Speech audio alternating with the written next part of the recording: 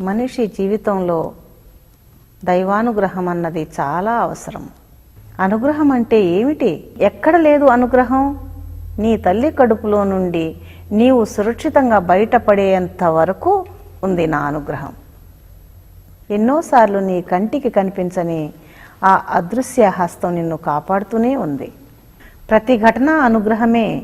అయితే నీవే దాన్ని మంచి చెడు అని విభజించి అనుగ్రహం వచ్చిందని రాలేదని చెప్తున్నావు. గుర్తుంచుకో, అనుగ్రహము వీచే చల్లని గాలి లాంటిది. ఆ అనుగ్రహం కోసము నిత్యము ప్రార్థిస్తుండడమే నీ కర్తవ్యం. నీవు ప్రార్థన చేస్తూ నీ మానవ ప్రయత్నం చేస్తూ ఉంటే నీకు అనుగ్రహం త్వరగా వస్తుంది. నీ జీవితాన్ని నీవు సరైన విధానంలో నిర్మించుకొని మంచి నిర్ణయం తీసుకొని సత్సంకల్పంతో అనుగ్రహాన్ని కోరినట్లయితే తప్పక లభిస్తుంది. అనుగ్రహం అన్నది నీ మంచికి, ఇతరులకు మంచి జరగడానికి అయితేనే వస్తుంది. నీకు కానీ ఇతరులకు కానీ హాని కలిగించేదైతే అనుగ్రహము లభించదు. అప్పుడు నీవు బాధపడవలసిన అవసరం లేదు.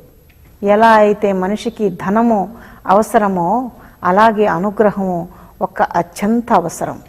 ఆ అనుగ్రహాన్ని సంపాదించటం కోసం నీవేమి చేయాలో ఆ సాధనలన్నీ చేయాలి. అనుగ్రహం నీకు రకరకాల రూపాల్లో వస్తుంది.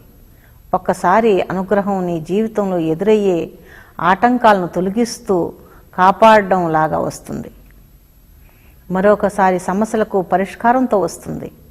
మరోసారి నీ కోరిక తీర్చేలా వస్తుంది. మరొకసారి జీవితాన్ని ఎదుర్కొనే ధైర్యంలా వస్తుంది. మరొకసారి జీవితం నుండి నేర్చుకునే స్థితిలా వస్తుంది.